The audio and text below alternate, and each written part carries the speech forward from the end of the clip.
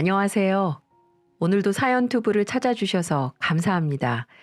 오늘의 사연 시작하겠습니다. 안녕하세요. 저는 울산에 살고 있는 주부입니다. 평소 유튜브 사연을 자주 들으며 같이 울고 웃고 공감을 얻으며 지내왔어요. 제게는 이런 일이 없을 거라 생각하며 사연을 보낸 쓴이들을 응원해주며 힘내라고 다독여줬었는데 제게도 똑같은 일이 벌어질지는 상상도 못했었습니다. 제 사연을 들으시면 반전에 반전, 정말 놀라운 일들이 많이 일어나니까 같이 응원해 주시며 끝까지 들어주시면 감사하겠습니다. 저는 딱히 결혼 생각이 없던 와중에 회사 동료가 지금의 남편을 소개시켜줘서 인연을 맺게 되었어요. 제가 결혼 생각이 딱히 없었던 이유는 운 좋게 들어간 대기업에서 받고 있는 연봉도 넉넉한 편이었고 제 삶에 만족하고 살았기 때문이었죠. 그리고 가장 큰 이유는 먼저 시집간 지인들이 기분 좋게 새 인생 살다가 몇 년도 안 돼서 이혼하고 소송 걸고 남보다 못한 취급을 받는 걸 보면서 결혼에 대한 환상이 깨졌다고 할까요? 아무튼 그런 부분 때문에 결혼을 하더라도 최대한 즐길 건 즐긴 다음에 하자라는 마음이었어요. 이 아까운 청춘 그렇게 썩기는 싫었던 것 같습니다.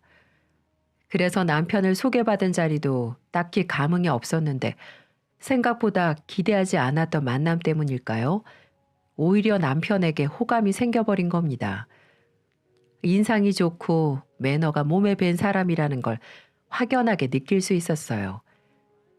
제가 가끔 짜증내거나 화를 낼 때도 항상 웃어주며 저를 다독여주는 그런 사람이었죠. 그래서 저는 연애 2년 만에 그 사람과 결혼을 결심하게 됐습니다. 그리고 둘 다 혈기왕성했던 건지 결혼도 하기 전에 곧바로 아이가 생기더군요. 둘 다 좋은 직장을 다녔기 때문에 결혼해서 최대한 신혼을 즐기고 돈을 좀 모은 다음에 아이를 갖고 싶었는데 갑자기 제가 임신을 해버린 바람에 저희에게는 이 상황을 어찌해야 될지 몰라 꽤나 당황했던 것 같습니다.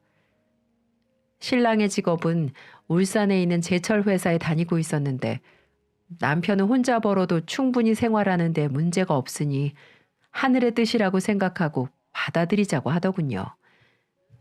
그 모습을 보고 제가 참 힘이 났던 것 같습니다. 당황하지 않고 저를 안아주는 모습에 이런 남자라면 제 인생을 맡겨봐도 되겠다 이런 확신이 들더군요. 저는 그래서 어느 정도 배가 나왔을 때 출산 휴가 신청을 했고 여유롭게 집에 들어앉아 졸지에 성격과 맞지도 않는 태교를 하게 되었어요. 저는 평소에 운동으로 다져진 몸 컨디션 때문인지 임신 후유증이라던가 딱히 몸에 대한 증상이 불편하지 않았고 그래서 그런지 더욱 빨빨거리며 돌아다니고 육아 관련된 박람회가 열리면 쫓아다니며 구경하고 이게 세상에 태어날 아이를 위해 도움이 된다고 하면 열심히 발품 팔아 찾아 헤맸던 것 같습니다. 이게 행복이고 축복이라는 생각이 들더군요. 하지만 이런 행복도 결혼 전에 몰랐던 맏아빠 시어머니로 인해 제 행복은 점점 깨지기 시작했어요. 정말 맏아빠, 천하의 왼수, 악덕 시어머니, 온갖 별칭이 어울린 만큼 개념이라고는 찾아볼 수 없는 그런 사람이었어요. 임신 6개월쯤에 결혼하고 첫 시어머니 생신이 도래한 날이었어요. 그날 저녁 남편과 함께 시댁으로 향하는 길에 결국 용돈을 드리기로 결정했고 현금 30만 원을 빳빳한 신권으로 바꿨습니다. 그리고 일부러 예쁜 봉투 안에 예쁘게 담아 드릴 준비를 했어요. 그리고 드디어 시댁에 도착했죠. 먼저 도착해 있는 시누이는 주방에 서서 시어머니를 열심히 도와 음식을 차리고 있었고 시부모님께서는 집에서 맞이하는 첫 가족 모임에 저희를 반갑게 맞이해 주셨어요. 어느 정도 식사가 끝나갈 무렵 케이크에 꽂은 초도 불고 시누이가 먼저 시어머니께 작게 선물을 드리더라고요. 평소 좋아하는 향초랑 곶감을 샀다면서 소소하게 준비한 선물이 예뻐 보이더군요. 저도 그 순간 타이밍을 놓칠세라 가방에서 봉투를 꺼내 어머니께 건네드렸습니다. 어머, 뭘 이런 걸 다 준비했니? 이런 거 필요 없대도. 아이 참, 이거 받아야 되나 말아야 되나. 어머니, 며느리가 드린 거니까 받아주세요. 얼마 안 넣었어요. 친구분들이랑 맛있는 거 드세요. 저는 이렇게 말씀드리며 어머님이 칭찬해 주시기만을 기다렸습니다. 시어머니는 환하게 웃으시면서 봉투를 만지작거리시더니 은연중에 안을 슬쩍 열어서 얼만지 확인하시더군요. 저는 그러려니 하고 못 본 척 했습니다. 그리고 나서 저희 부부가 사온 소고기와 소주에 한 잔씩 하려고 준비하는 와중에 어머님 표정이 슬슬 굳어지는 게 보이더라고요. 전 그때까지만 해도 시어머님이 왜 저러시는지 이해하지 못했어요. 소주를 한 잔씩 마시며 도란도란 이야기를 하는 와중에도 부쩍 말수가 없어지시는 어머님은 나중에는 결국 인상을 굳히며 뚱한 얼굴로 입까지 닫아버리셨고요. 그리고는 이제는 한쪽에서 시누이랑 소주를 2시간 동안 4병이나 드시는 거 있죠? 저는 그때까지도 기분 좋은 날 한 잔 거하게 하시나 보다 그렇게 생각했습니다. 하지만 그건 제 불행의 시초였어요. 어느덧 시간이 늦어 자리를 정리하고 일어섰습니다. 그리고 남편이 주차장에 먼저 내려가 차를 빼놓을 테니 10분만 늦게 내려오라는 말에 아가씨와 시아버지께 인사를 하며 겉옷을 챙겨 입고 있는데 갑자기 시어머님이 서럽게 우시는 겁니다. 이게 무슨 상황인지. 아이고, 내가 진짜 생일날 별꼴을 다 본다. 저는 놀라서 대뜸 겉옷을 입다 말고 어머니께 여쭤봤습니다. 어머님, 갑자기 왜 우세요? 무슨 일 있으세요? 아니, 내가 문화센터 다니는 거기 친구들 며느리들은 생일이면 명품백은 고사하고 용돈은 기본적으로 큰 거 한 장씩 내놓고 간다던데 고작 30만 원? 내가 1년 동안 달력 보며 이날만 기다렸는데 고작 30만 원? 우리 강아지 개 사료값도 안 나오겠네. 너희들 사는 게 많이 힘드니? 도대체 결혼 전에 각자 사회생활 하면서 모아둔 게 얼마나 없으면 이게 뭐니? 이게 동네 창피해서 얼굴을 들고 다닐 수가 없겠구나. 라고 말하시면서 제가 아까 드린 용돈 봉투를 허공에 대고 흔드시는 겁니다. 그러면서 아이고 아이고 이렇게 대성통곡을 하시는데 전 황당해서 그 자리에 굳은 자세로 빤히 어머님만을 볼 수밖에 없었어요. 예, 너 혹시 나 무시하는 거니? 내가 애 둘 낳고 집에 틀어박혀서 살림만 했다고 지금 나 개무시하는 거냐고, 어? 그리고 네가 요즘 모르는가 본데 우리 시어머니들 사이에서 며느리가 용돈 많이 주면 시어머니를 존경하고 사랑하는 거고 용돈 적게 주면 무시하고 찬밥 취급하는 걸로 인식을 한다. 근데 오늘 보니까 난 딱 후자 쪽 같구나. 라고 하시며 소주를 많이 마셔서 그런지 얼굴이 벌개진 채로 우시면서 말씀하시는데 정말 어떻게 해드려야 할지 난감하더군요. 그걸 말리는 시누이와 시아버지는 연신 제 눈치를 보시더군요. 저는 그래도 생신날인데 기분이 예민하신 거겠지 생각하며 다시 자리에 앉아 차근차근 말씀드렸습니다.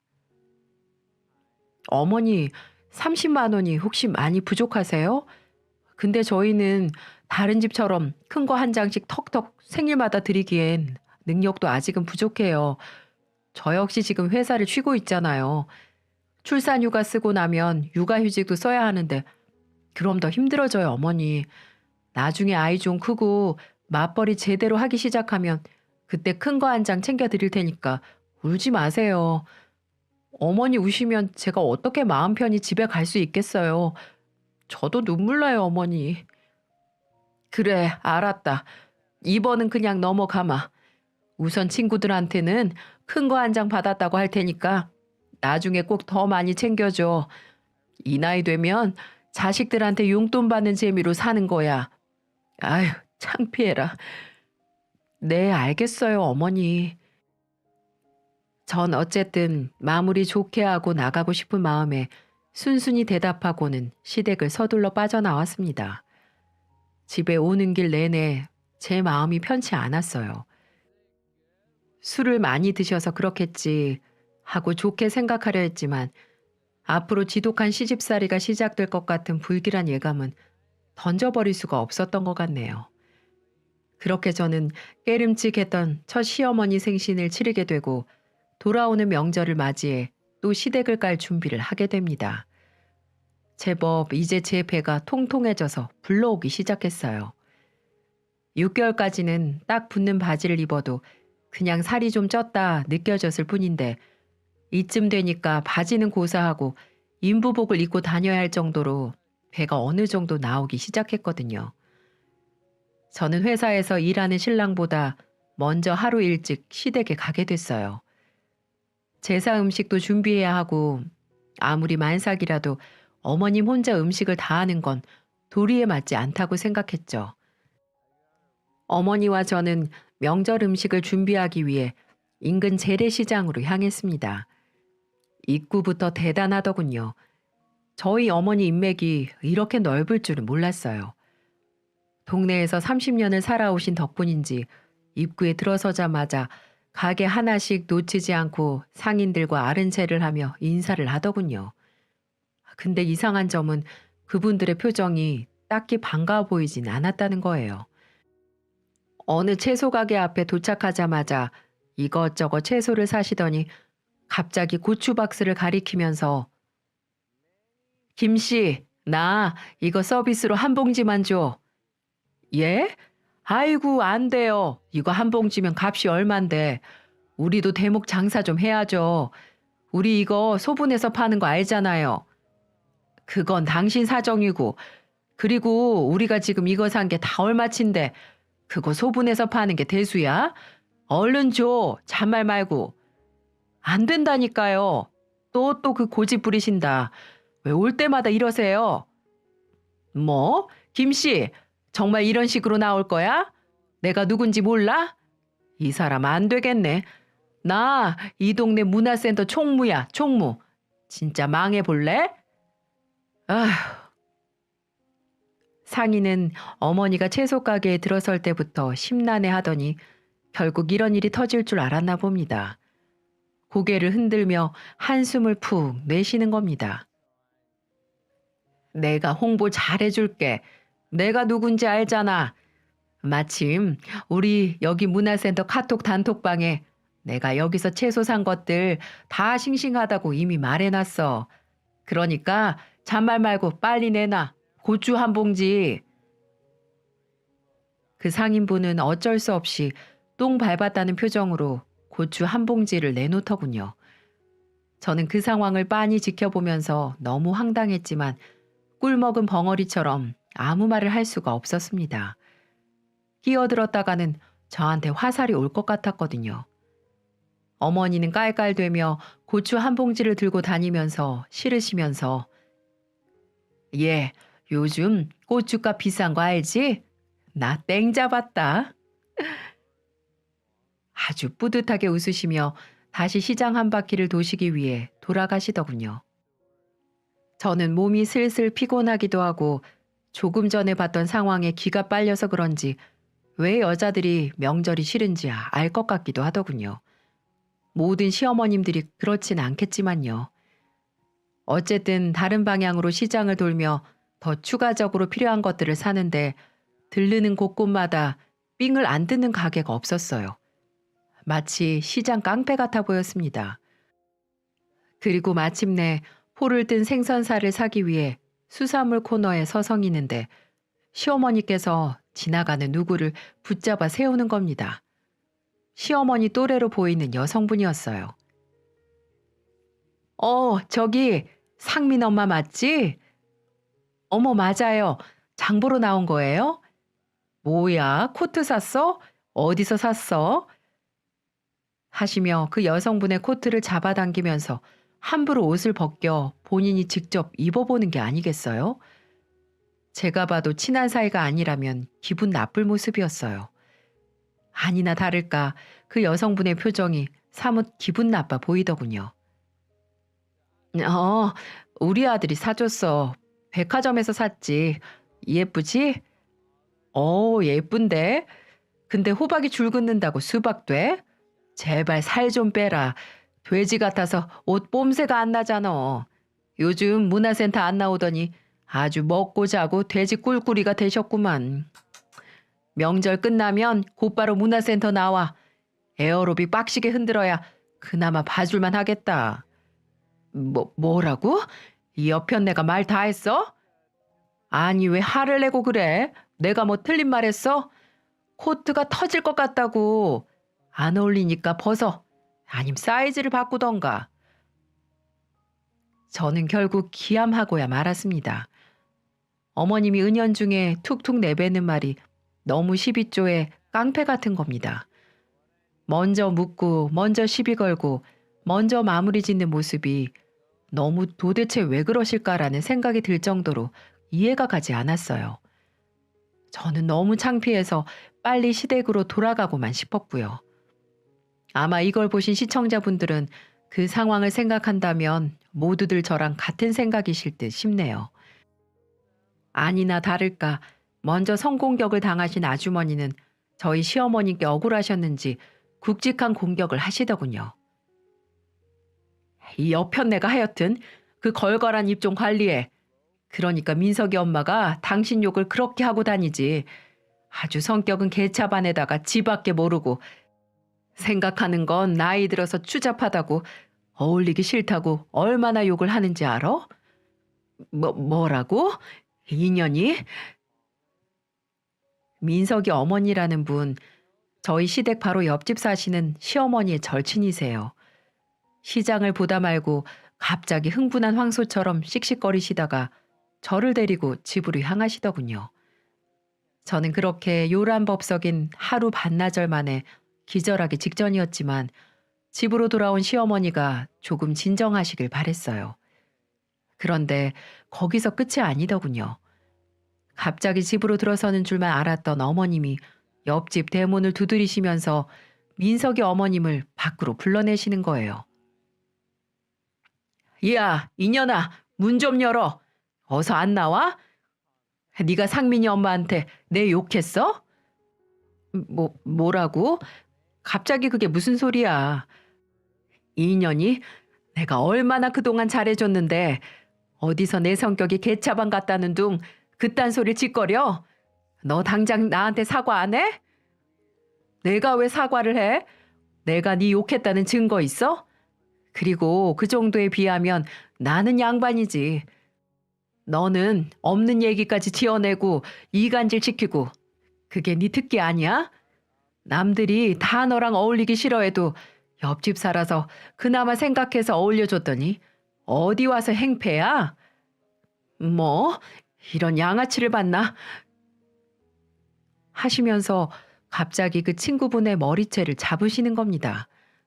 저는 너무 깜짝 놀라 반사적으로 시어머님과 친구분을 말리는데 몸이 밀쳐지는 것도 모르고 제발 그만들 좀 하시라고 안간힘을 썼어요.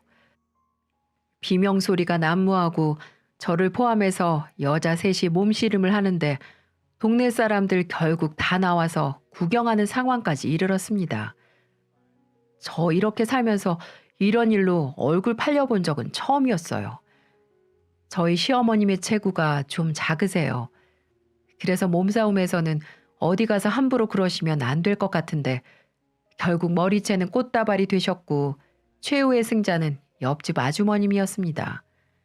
그러게 이기지도 못할 싸움을 왜 걸어서 무참히 깨지시는지. 쌍코피는 줄줄 흐르셨고 결국 경찰까지 출동해서야 이 상황을 마무리 지을 수가 있었네요. 저는 결국 신랑에게 전화를 해 조금 빨리 시댁에 오기를 설득했습니다. 그동안 반나절 동안 있었던 일 쭈루룩 설명하니 기함하는 건 신랑도 마찬가지였고요. 그날 밤 온 가족이 모인 자리에서 시아버지가 오셔서 시어머님을 앉혀두고 묻더군요. 누가 잘못한 건데? 나 일방적으로 맞았어요. 다들 나를 너무 질투해. 정말 사람이 싫다. 사람이 싫어. 하시며 흐느껴서 우시는 겁니다. 저는 황당해서 아무 말도 안 나오더라고요. 아가, 네가 옆에 있었으니 봤을 거 아니냐. 솔직히 말해보거라. 괜히 이웃들끼리 이런 일로 서로 얼굴 붉히면 모양새가 좋지 않아. 네 시애미가 잘못했으면 내가 가서 미안하다고 사과를 드려야지. 그러니까 어서 솔직히 말해보거라. 정말 미치는 줄 알았습니다. 제가 여기에서 뭐라고 대답해야 하나요? 시부의 물음에 시모는 눈을 부릅뜨고 저를 째려보고 있고, 시부와 남편은 제가 솔직히 말하기만을 기다리고 있고, 정말 난감해서 돌아가시는 줄 알았습니다. 그래서 저는 한마디 했죠. 어머님이 아주 살짝 오해하실 만한 행동을 하시긴 했어요. 그런데 어머님이 이렇게 머리채 잡힐 만큼 그렇게 큰 잘못을 하진 않았어요. 저는 이렇게 시모가 최대한 기분 안 나쁘면서도 어서 빨리 시부에게 옆집에 가서 사과하라는 투로 말씀을 드렸습니다. 하지만 그 말 한마디가 시모 귀에는 배신자의 목소리로 들렸었나 봅니다. 아주 저를 노려보며 너 앞으로 두고 봐라. 이런 식의 안무개 말투로 저를 쳐다보시더군요. 저는 그 모습을 보고 요리조리 눈을 피하며 이 숨막히는 시간이 빨리 지나가기를 바랄 뿐이었어요. 저는 명절 이후로 슬슬 시어머니 본색을 알게 되면서 시댁에 가는 걸 좀 기피하게 됐습니다. 그렇게 아슬아슬한 시간들이 지나갔어요. 그리고 저는 예쁜 딸을 출산해 육아에 전념이 없었죠. 그리고 몇 달은 아무 문제도 없었습니다. 조용한 덕분인지 저는 또 임신을 하게 됐어요. 시모와 갈등이 있었지 남편하고는 갈등이 없었기에 둘째까지 갖게 된 거였습니다. 연달아 임신을 하니 힘들었지만 결혼 전에 어차피 아기 낳을 거 빨리 2명만 낳아서 키우자 이런 마음이었기에 기쁘게 받아들였습니다. 하지만 시어머니는 저희 행복을 바라지 않으시는지 본격적으로 시집살이를 시키기 시작하셨죠. 어느 날 어머님이 대뜸 전화를 하셔서 저를 부르시는 겁니다. 그날은 신랑도 회사가 바빠서 주말 근무를 나가야 하는 날이었거든요. 무슨 일만 있으면 하도 엉엉엉 통곡을 해대는 바람에 저 역시 또 안 가면 찝찝한 마음이 들어 서둘러 갔습니다. 그런데 시댁에 들어서자마자 예, 나 허리가 너무 아파서 그런데 가서 이불 좀 빨아 라고 말씀하시는 겁니다. 저는 어머님이 가리키는 안방에 들어가서 빨랫감을 바라보고 기가 막혀서 아무 말도 안 나오더라고요. 한겨울에 쓰는 그런 솜이불이 제 허리만큼이나 쌓여 있는 거예요. 욕실에 물 밟아서 자근자근 밟아서 빨아. 그래야 뽀송뽀송하고 느낌이 좋아. 저는 이불을 빤히 바라보며 어머님이 거실에 늘어져 앉아 말하시는 걸 듣다 말고 뒤돌아서서 나아가서 말했습니다. 어머니, 저 이거 빨래 못해요. 왜 못해? 내가 허리가 아파서 좀 도와달라는 거잖아. 이런 건 세탁소에 맡기셔야죠. 제가 돈 드릴 테니까 이거 세탁소 맡기세요. 라고 말하자 어머님은 저를 빤히 쳐다보시면서 갑자기 그럼 욕실 청소라도 해주고 가. 설거지도 너무 많이 쌓였는데 나 허리가 끊어질 것 같아. 라고 하시는 겁니다. 저는 기가 막혀서 아무 말도 안 나오더라고요. 그렇다고 내내 할 리가 없잖아요. 어머니, 그것도 못 들어드리겠네요. 저 만삭이에요. 지금도 주기적으로 배가 땡겨서 힘들어 죽겠는데 저보고 지금 허리 숙여서 욕실 청소를 하라는 거예요? 너 정말 그 말대꾸하는 것 좀 못 고치니? 라고 말하는 순간 현관문이 열리며 시아버지와 남편이 들어오는 겁니다. 그 순간 저희 시어머니의 태도가 돌변하시는데 이런 능력으로 배우나 하시지 하는 생각이 들 정도였어요. 나 안 살란다. 나 못 살아. 아이고, 늙으면 나가 뒤져야지. 내가 이런 거 겪으려고 오래 산 게 아닌데. 엄마. 남편이 당황해 대치하고 있는 저희한테 가까이 다가오며 어리둥절한 얼굴로 말을 했습니다. 알고 보니 신랑은 주말 근무 서둘러 일찍 끝내고 제가 이곳에 있다는 얘기에 온 거였어요. 마침 시아버지도 들어오는 참이었고요. 아니, 내가 허리가 너무 아파서 며느리 키가 크니까 내가 저기 욕실에 샴푸 있는 거 너무 높으니까 좀 꺼내달라고 했더니 자기한테 왜 이것저것 시키냐고 앙삭을 하고 대들지 않니? 전 기가 막혀서 혀를 차며 헛웃음을 날렸습니다. 그 순간 남편은 누굴 믿어야 할지 몰라 하는 난감한 얼굴에 진짜 죽방 한 대 날리고 싶더라고요. 예, 출산도 얼마 안 남아서 산후조리할 때 쓸 이불 주려고 꺼낸 건데 세상에 쿰쿰하고 냄새나고 오래된 거 어떻게 자기 보고 쓰라는 거냐고 개인상을 쓰고 말이지. 너희들 가. 꼴도 보기 싫어. 어머니, 제가 언제요? 저는 남편의 손에 이끌려 시댁을 나오면서까지 억울해서 계속 물었지만 어머니는 혼잣말만 주구장창 하시며 대성통곡을 하시고 그리고 뒤통수에 대고 그 소리를 들어야 했습니다. 너희들 연락하지 마라. 나 자식 없다고 생각하고 살 거니까. 저 역시 만삭인 몸으로 시어머님의 그런 거친 모습들을 계속 보는 게 기분이 좋을 리가 있나요? 집으로 돌아오는 길 결혼하고 나서 처음으로 신랑 앞에서 대성통곡을 했습니다. 출산을 코앞에 두고 저희 보고 연락하지 말라는 시어머니의 말에 정말 질려버렸거든요. 차라리 연락 안 하고 사는 게 속 편하겠다 싶어서 남편한테 선언을 해버렸습니다. 나 어머니 말씀대로 당분간 연락 안 하고 살 거야. 해도 너무 하시잖아. 받아주는 것도 한두 번이지. 왜 기분이 상하실 때마다 아이처럼 저렇게 엉엉 우시면서 사람을 비참하게 만드는 건데. 나 앞으로 시댁 안 갈 거니까 가려면 당신 혼자 가. 정말 지긋지긋하다. 저러시는 모습. 남편도 본인이 미안한 줄 아는지 연신 고개만 숙인 채 미안하다며 제 손을 잡아주었습니다. 아무리 생각해도 이해가 안 됐어요. 인자하시고 말씀도 잘하시는 시아버지, 착한 남편, 누가 봐도 예의 바르고 참한 시누이. 이런 분들 속에 시어머니가 어떻게 계실 수가 있는지 의아할 따름이었죠. 그래서 저는 굳은 마음으로 정말로 출산할 때까지 어머니를 안 볼 참이었어요. 그런데 그게 오래 갈 리가 있나요? 본인이 연락하지 말라고 엄포를 내리셨으면서 먼저 언제 그랬냐는 듯 연락이 오시는 거 있죠? 제게 전화를 직접 걸어오시더군요. 그것도 새벽 5시에 말이에요. 그것도 동이 트기 전이라서 저는 시댁에 무슨 다급한 일이라도 생겼나 싶어서 따지지도 않고 눈을 비비며 급하게 전화를 받았습니다. 어머니, 무슨 일이세요? 이 시간에. 예, 너는 개념이 있는 거니 없는 거니? 싸가지 밥 말아 먹었어? 그건 또 무슨 소리세요? 너는 어째 네 시모가 화나고 열받았으면 풀어줄 생각을 해야지. 왜 나 몰라라 모른 채 하는 건데? 너 이런 상황에서 두 발 뻗고 잠이 오니? 나는 너 때문에 3일 동안 뜬 눈으로 밤을 지새우고 있다. 네?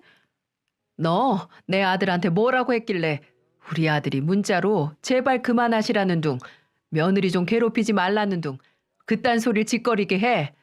너네들 진짜 혼나볼래? 그리고 이제 안부 전화도 안 할 참이야?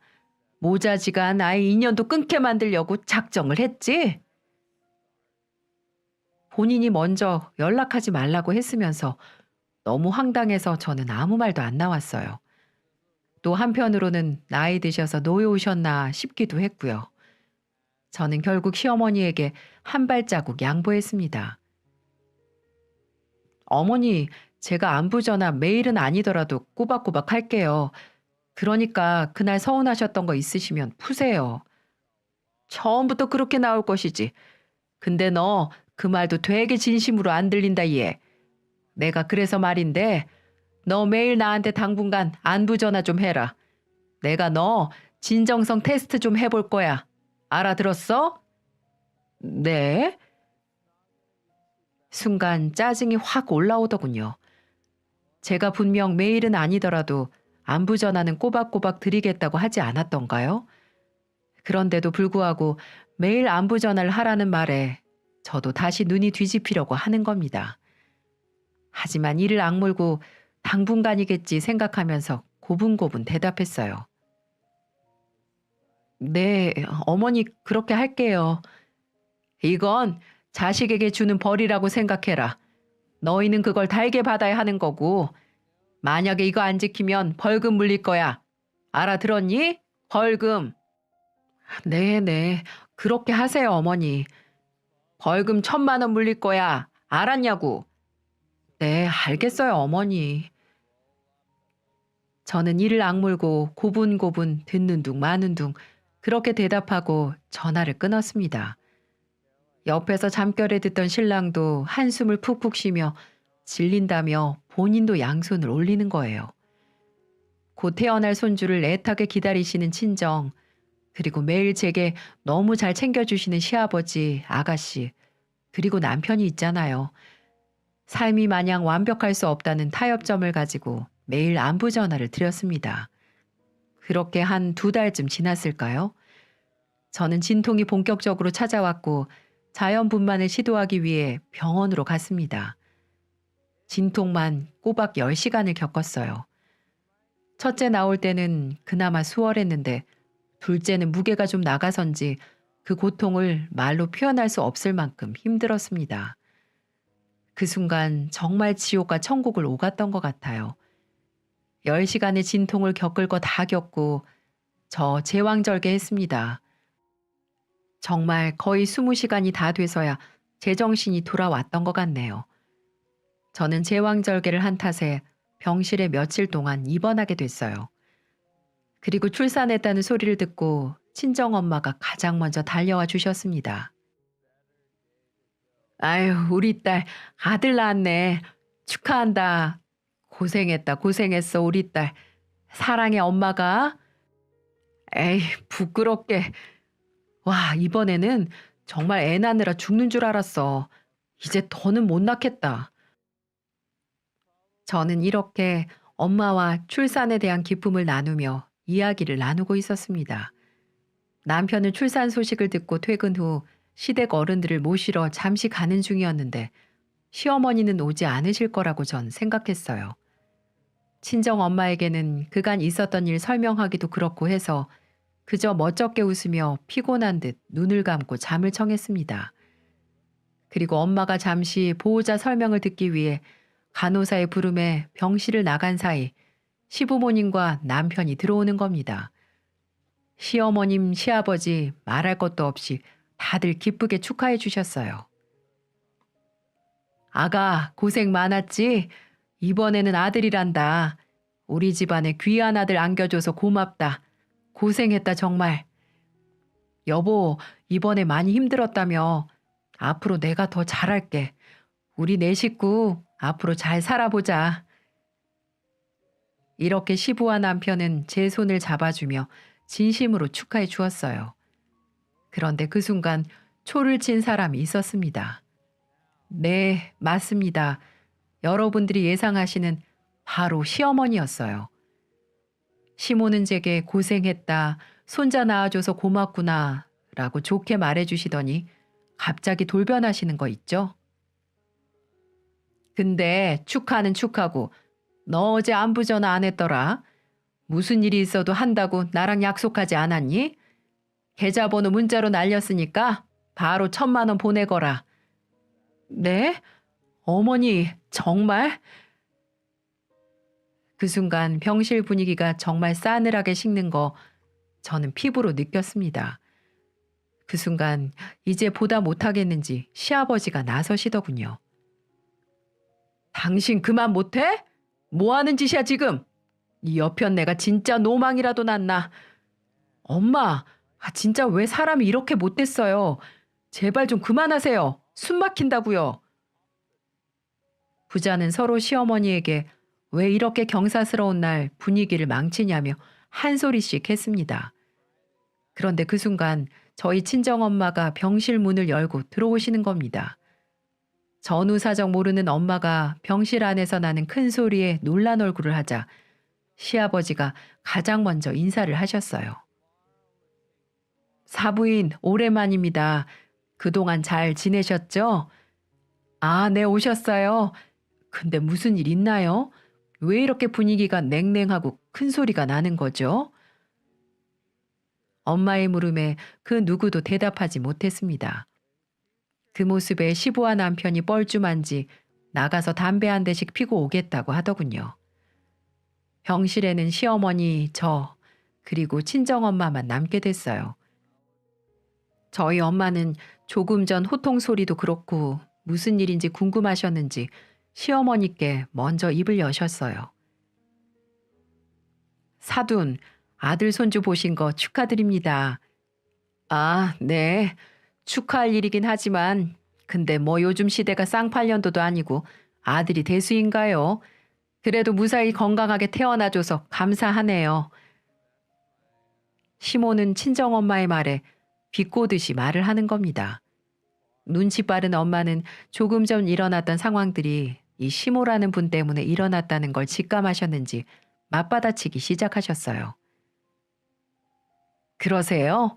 사돈댁도 아들 가지시려고 예전에 절에 가서 만삭에 108배 드리고 그랬다면서요? 사위가 그러던데요. 둘째 시누이도 남자애가 아니라서 그렇게 차별을 처음에는 하셨다고 하던데 요즘 나이가 드셔서 아들들을 별로 안 좋아하시나 봐요. 엄마는 지지 않고 시어머님의 한 소리에 이마에 삼지창 그리시며 조근조근 말하셨어요. 들은 대로 말이죠. 아들 낳았다고 차 한 대 사달라고 그래서 사위 조부모 되시는 분께서 차도 사줬다면서요. 그게 시어머님은 동공 지진을 일으키면서 마침 다시 들어오는 저희 신랑과 시아버님을 보시는데 눈에서 불이 날 것 같더라고요. 다행히 마침 뒤따라 들어온 의료진 때문에 시부모님은 그렇게 돌아가게 되셨고 엄마는 곧장 시어머님이 왜 저러시는지 물으시더군요. 저도 처음에는 몰랐는데 나중에 살면서 보니 시어머니 성격이 저렇다는 걸 알게 됐다는 걸 결국 친정엄마에게 털어놓게 됐습니다. 넌 왜 그런 걸 이제 말하니? 네가 속으로 끙끙 앓을 일도 아닌 것 같은데. 그래도 시시콜콜 다 말하기 그렇잖아, 엄마. 이놈의 여편네가 감히 내 소중한 딸을 그동안 그렇게 괴롭혔어? 안 되겠다. 이에는 이, 눈에는 눈. 자기 자식 귀하면 남의 자식 귀하다는 거 알아야지. 그리고 니네 남편은 중간에서 중재도 못하고 뭐 했던 거니? 네 남편이 더 나쁘고 괘씸하다. 안 되겠어. 버릇 좀 고쳐줘야지. 그 순간 시부모님을 배웅하고 들어온 남편을 보자 저희 엄마는 기다렸다는 듯 일어나서 자기도 가야겠다고 하시며 갑자기 이런 말씀을 하시는 거예요. 자네, 결혼하고 나서 나한테 안부 전화 제대로 한 적 있던가? 네? 장모님. 아무리 바빠도 그렇지. 장모를 무시하는 건가? 이제 내 딸이 아들도 낳았겠다. 나도 좀 유세 떨어야겠네. 자네도 나한테 매일 안부 전화 좀 해야겠네. 저희 신랑은 사색이 돼서 저를 바라보는데 저 역시 친정엄마의 성격을 알기에 어쩔 수 없어서 아무 소리도 못했어요. 어른이 그렇다는데 또 그런 거잖아요. 제가 그랬던 것처럼 남편도 친정엄마에게 고분고분 대답을 하더군요. 아, 네.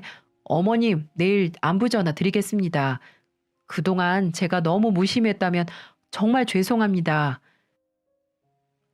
어른들 해프닝으로 지나가기엔 좀 분위기가 살벌하긴 했어요. 그렇게 신랑은 매일 장모에게 안부 전화를 걸게 됐습니다. 그런데 장모님하고 약속을 한 지 2주 정도 지났을 무렵 남편이 회사 회식을 하느라 술이 취하는 바람에 그날은 전화를 못 드렸나 봐요. 그런데 다음 날도 술에 엄청 취해 전화가 와서 한탄을 하는 겁니다. 장모님이 지금 당장 2천만 원을 붙이래. 우리 어떡하냐? 그게 무슨 소리야 갑자기. 매일 안부 전화하라고 나한테 문자하셨거든. 잘 지키다가 어제 회식이 있어서 저녁에 깜빡하고 안부 전화를 못 드렸는데 글쎄 조금 전에 문자로 계좌번호랑 2천만 원 송금하라고 하시는 거야. 결국 신랑은 전화를 저와 끊고 참던 성격이 폭발해버렸나 봅니다.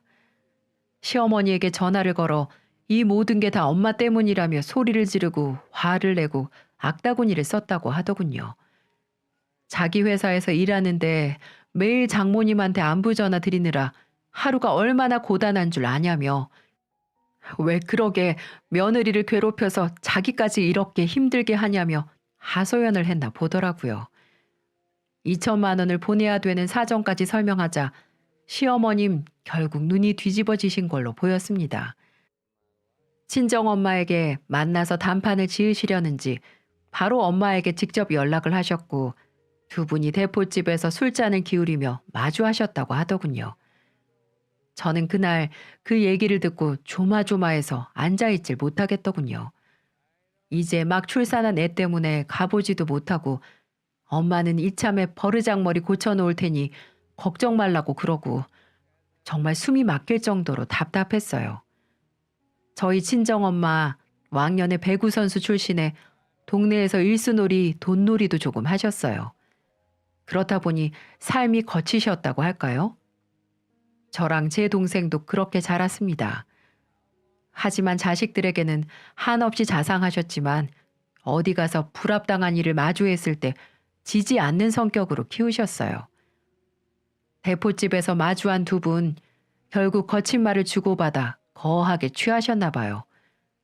지금부터는 엄마가 얘기하신 걸 적어보도록 하겠습니다. 사부인, 우리 아들한테 2천만 원 보내라고 계좌를 보내셨다면서요? 그게 장모가 할 짓거리입니까? 뭐요? 그쪽은요? 안부 전화 안 했다고 먼저 1천만 원 보내라고 한 사람이 누군데요? 그리고 이것뿐이에요? 만삭인 며느리한테 돈 달라고 떼쓰질 않나? 사람을 이간질 시키질 않나? 버르장머리 고친다고 이불 빨래까지 시키셨다면서요? 그래요. 시어머니가 돼가지고 며느리한테 집안일 좀 시킨 거 가지고 뭐 그거 가지고 발악을 하십니까? 우리 때는 배 불러서도 농사 짓고 그랬어요. 잘 아시면서 그래요. 지금이 조선시대입니까? 제발 사부인 젊었을 때를 생각하세요. 본인이 받은 시집살이를 며느리한테 똑같이 물려주고 싶어요? 그럴 거면 시집 보내지 마시지. 뭐하러 보내셨습니까? 참 별꼴이네 정말. 시모는 이렇게 말을 하며 엄마의 염장을 지르셨다고 했어요.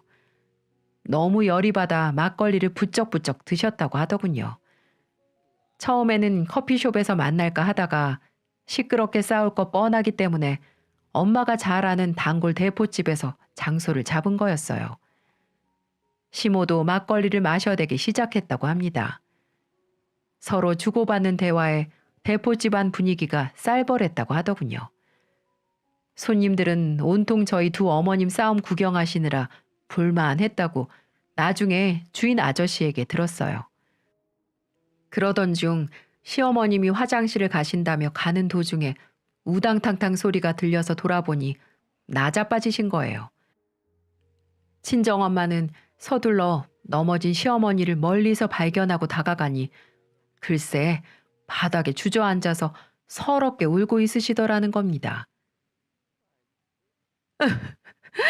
지금까지 애들 키우느라 그렇게 힘들게 고생하고 내 모든 걸 바쳤는데 하루아침에 나 혼자 외톨이 되고 자식 새끼들은 전부 내 말 무시하고 남편이란 놈은 허구한 날 밖에 나돌기 바쁘고 이제는 하나밖에 없는 며느리한테 이렇게 무시당하고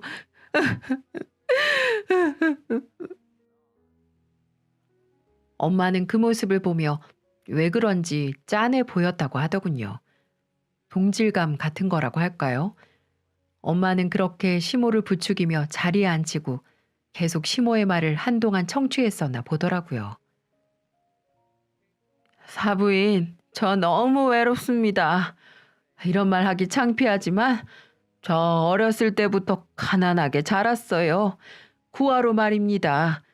할아버지 손에 자랐다가 지금 남편을 만났죠. 그래서 우리 자식들한테 제 아픔을 물려주고 싶지 않아서 정말 악착같이 살았습니다. 네, 맞아요. 남들 욕하고 손가락질해도 우리 자식을 위해서라며 뭐든지 했어요. 근데 애들 다 키우니까 갱년기 오면서 제 자신이 점점 이상해지더라고요. 우울증도 걸린 것 같고 남들이 자꾸 나를 욕한다는 환청도 들리고요. 근데 가족들 그 누구도 저를 안아주지 않았어요. 우리 아이들 착한 거 저도 압니다. 하지만 애들이 워낙 내성적인 애들이라 표현을 못해요. 제가 힘들고 외로워도 자기들 살기 바빴지 저를 나 몰라라 합디다. 남편은 퇴직하기 전이나 퇴직한 후나 절 쳐다보지도 않고 유령 취급하고 하는 소리라고는 밥 차려. 애들한테 뭐라 하지 마라. 며느리 괴롭히지 마라. 동네 창피하니까 싸돌아다니지 말아라. 이런 훈계뿐이었어요. 그래서 제가 더 엇나갔던 거 인정합니다. 사부인, 며느리도 마찬가지예요. 절 한 번이라도 살갑게 대해준 적이 없어요. 내가 또 이상한 소리 할까봐 겁부터 내고 이상한 눈으로 쳐다보는데 제 심정은 어떻겠습니까? 저도 우리 며느리랑 잘 지내고 싶죠. 근데 처음부터 어디서부터 꼬인 건지 몰라도 이제 쉽게 회복도 안 됩니다. 그래서 여기까지 오게 됐네요. 사부인, 그럼 마음속에서 우러나온 소리가 아니시라는 건가요? 앞으로 며느리랑 잘 지내고 싶은 마음은 있으신 겁니까? 그럼요. 저도 다른 집처럼 팔짱도 끼면서 장도 보고 맛있는 것도 먹으러 다니고 싶어요. 근데 며느리가 원하지 않으니 이제는 그게 힘들지 않나 싶네요. 다 제 잘못이죠. 섭섭하고 나를 무시한다고 잘못된 행동으로 며느리를 그렇게 괴롭혔으니 마음은 그게 아닌데 저도 제가 왜 이렇게 못돼 먹었는지 모르겠네요. 시어머니는 갑자기 이렇게 자책을 하셨다고 했어요. 그리고는 잠시만 기다려 보라고 하시고 어디론가 전화를 하셨습니다. 그건 바로 저와 남편에게 전화를 걸어 저희를 부르신 거였어요. 너희들 이리 앉아라. 엄마, 이 시간에 이렇게 부르면 어떡해. 그리고 두 분이서 만나서 푸신다면서. 얼마나 사안이 심각하며 불렀겠니. 어서 앉아. 저는 테이블 가까이 다가가 결국 두 어머님을 양옆으로 앉게 되었습니다. 그리고 위에 했던 말과 같이 친정엄마는 그대로를 저희에게 다시 설명하시더라고요. 여자가 나이 들고 늙으면 외로워서 의지할 때가 점점 없어져. 남편 잘 만나서 노후 잘 보내면 그거야 인생 핀 거지. 근데 그런 여자들 얼마나 되겠니? 그나마 자식들이 살갑게 굴면야 다행이지. 결혼하면 그거마저도 남의 집사람 되는 거 순식간인데 너희들 시어머니가 왜 그렇게 유치하게 모나게 행동한 건지 생각은 해봤니? 저희는 할 말이 없어 그저 친정엄마가 하는 말을 듣기만 할 뿐이었어요. 그리고 연이어 할 말이 있어 보이시는 시어머니께서 목을 가다듬더니 곧장 정중하게 말하시는 겁니다. 그런 모습은 제가 시집 오면서 처음 본 모습이었어요.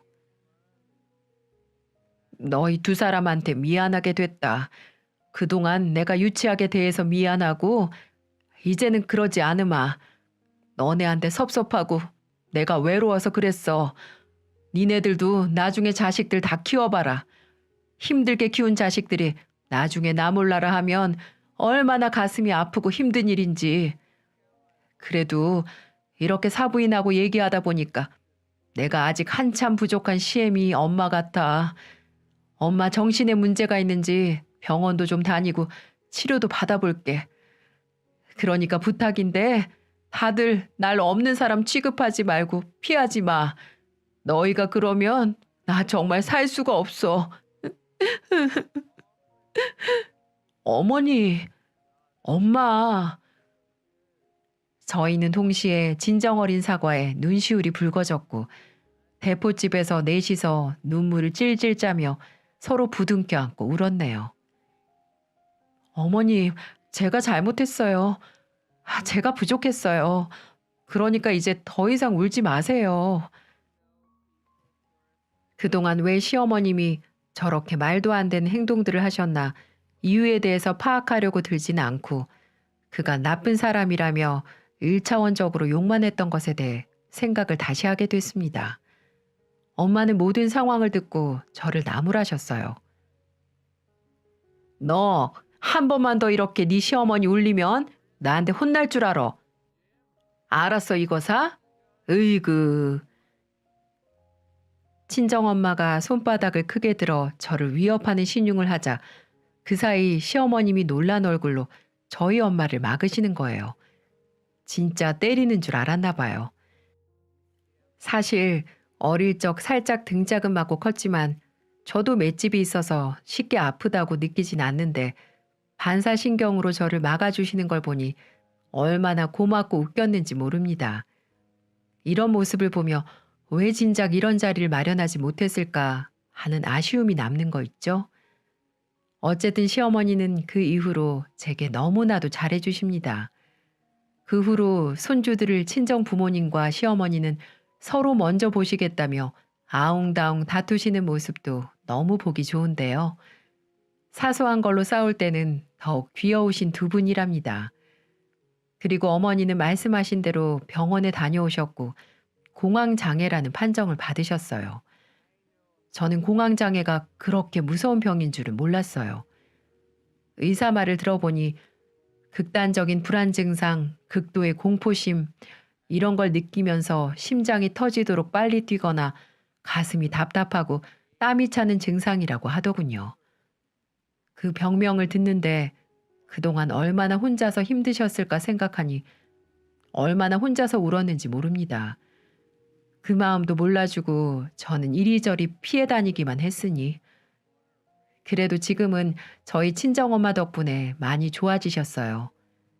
날이 좋을 땐 두 분이서 같이 여행도 다녀오시고 술도 한 잔씩 먹으러 다니시고요.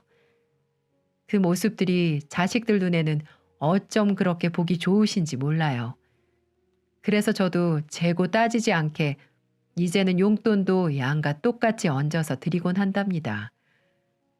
어차피 복직하면 돈이야 또 벌 건데 아껴서 뭐 하겠어요? 이 시간, 이 순간들이 다시 되돌아오는 것 아니니까 효도하고 모두가 행복한 가정이 될 수 있게 제가 더 노력하려고요. 지금은 시어머니와 제 사이는 남편보다 더욱 각별해졌습니다. 저는 웬만하면 무조건 시어머님 편이기도 하고요. 자식들보다 저를 제일 많이 사랑한다고 동네방네 자랑하고 떠들고 다니세요. 제 신혼 초에 있었던 양가 어르신들의 파란만장한 이야기들 어떠셨나요?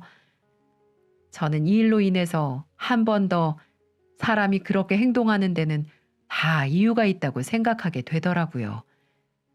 여러분들도 주변에서 이상하게 이해 못할 행동들 하는 사람들이 있다면 한번 뒤돌아서 생각해 보세요. 분명 이유가 있을 거예요.